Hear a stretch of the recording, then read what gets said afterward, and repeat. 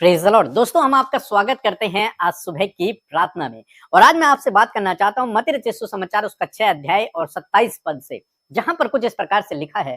तुम में कौन है जो चिंता करके अपनी अवस्था में एक घड़ी भी बढ़ा सकता है? आमीन। दोस्तों, यहाँ पर प्रभु यीशु मसीह कहते हैं कि तुम में से ऐसा व्यक्ति कौन है जो चिंता करके अपनी आयु को बढ़ा सकता है? कोई ऐसा है? तो जवाब है नहीं। एक भी व्यक्ति ऐसा नहीं है जो रात दिन चिंता करे और अपनी उम्र को बढ़ा दे, बल्कि इसका उल्टा है। जो व्यक्ति रात दिन चिंता करता है वो अपनी उम्र को कम करता जाता है। जैसे लोग कहते हैं कि सिगरेट पीने से इंसान की उम्र कम होती चली जाती है, उसी प्रकार से चिंता करने से इंसान की उम्र कम होती चली जाती है। क्यों कम होती है? क्योंकि चिंता करने से उसके अंदर अनेक प्रकार की बीमारियां पैदा हो जाती हैं। इसलिए प्रभु यीशु मसीह कह रहे हैं, अपने वचन में प्रभु यीशु मसीह सिखाते हैं कि किसी भी बात की चिंता मत करो। और यहाँ पर प्रभु यीशु मसीह कह रहे हैं, क्या कोई ऐसा है? अगर ऐसा है जो चिंता करके अपनी आयु बढ़ा सकता है, तो आप रोज रात दिन सुबह शाम चिंता करो, आप ज्यादा दिन तक इस धरती पर रहेंगे। लेकिन ऐसा नहीं है। चिंता करके आदमी अपने दिनों को कम कर देता है। यहाँ पर उदाहरण के लिए हम दो व्यक्तियों के बारे में देखते हैं, और दोनों व्यक्तियों के जीवन में फाइनेंशियल प्रॉब्लम है, आर्थिक समस्याएं हैं, पैसे की समस्या है। और उनमें से पहला व्यक्ति रात दिन चिंता करता है। वो चिंतित रहता है उस विषय के बारे में, सोता नहीं है रात भर, दिन भर उसका काम में मन नहीं लगता, क्योंकि वो इसी विषय में सोच रहा है, मेरे पास पैसा कहां से आएगा, मुझे अच्छी जॉब कहां से मिलेगी, मेरे पास जॉब नहीं है, मेरे पास पैसा नहीं है, दूसरे बहुत आगे बढ़ रहे हैं, मैं पीछे हूं। इस प्रकार की बातें वो सोचता रहता है, वो रात दिन सोच रहा है।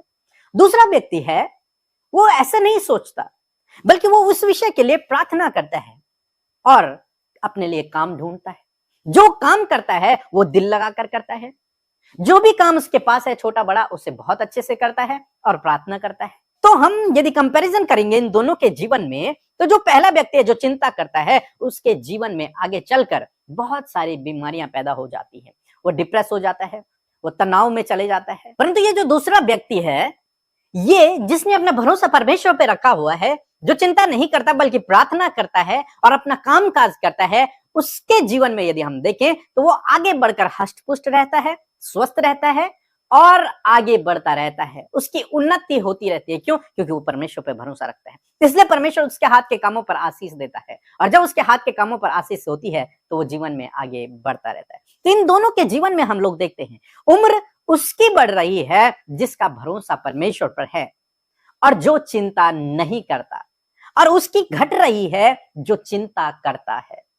तो इसलिए दोस्तों, आज ये वचन आपको और मुझे यही सिखाता है कि आपको चिंता नहीं करनी है। यदि आप इस धरती पर लंबा जीवन जीना चाहते हैं, स्वस्थ जीवन जीना चाहते हैं, आशीषित जीवन जीना चाहते हैं, तो आपको चिंता करने की आवश्यकता नहीं है।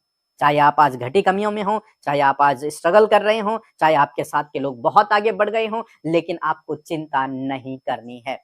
किसी ने कहा कि चिंता चिता के समान है, ये चिंता एक दिन चिता तक लेकर जाएगी।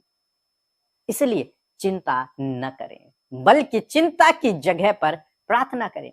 जितना समय आप बैठे बैठे सोच विचारों में बिता देते हैं, लेटे लेटे चिंता के सोच विचारों में बिता देते हैं, इतना समय मैं आपको कहूंगा कि आप वैसे ही लेटे लेटे प्रार्थना करें, परमेश्वर का धन्यवाद करें। वैसे ही बैठे बैठे परमेश्वर के वचन को बोलें, उस पर मनन करें। निश्चय वो वचन, वो प्रार्थना आपके जीवन में पूरी होगी। इसलिए चिंता नहीं करें, बल्कि प्रार्थना करें।